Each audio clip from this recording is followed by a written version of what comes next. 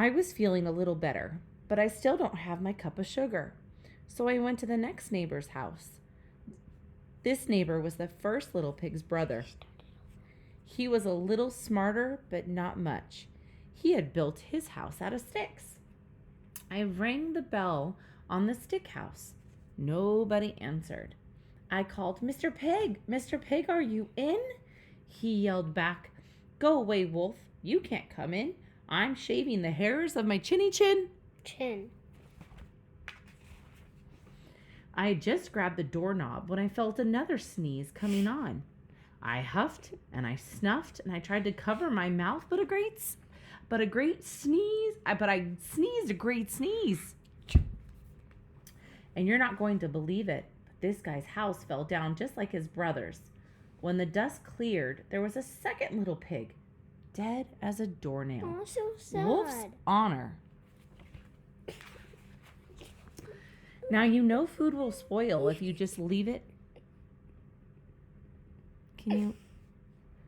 Now you know food will spoil if you just leave it out in the open. So I did the only thing that there was to do. I had dinner again. Think of it as a second helping.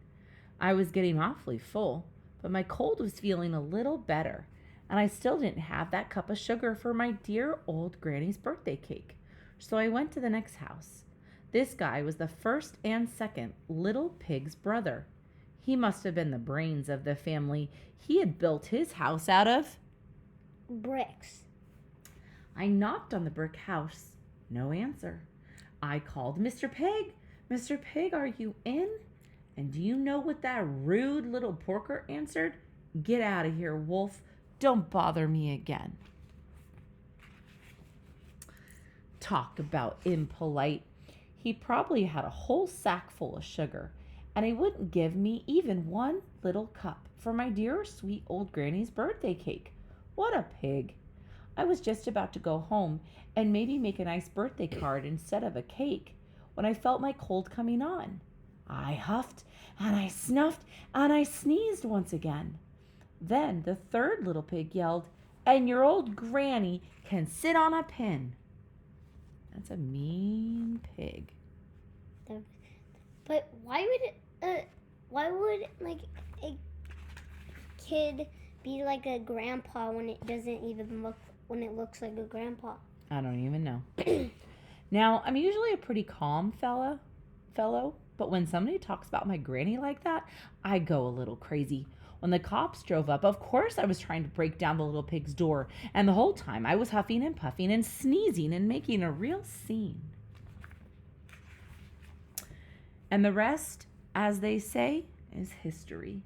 The news reporters found out about the 2 pigs I had for dinner. They figured a sick guy is going to borrow a cup of sugar didn't sound very exciting, so they jazzed up the story with all that huff and puff and blow your house down, and they made me the big bad wolf.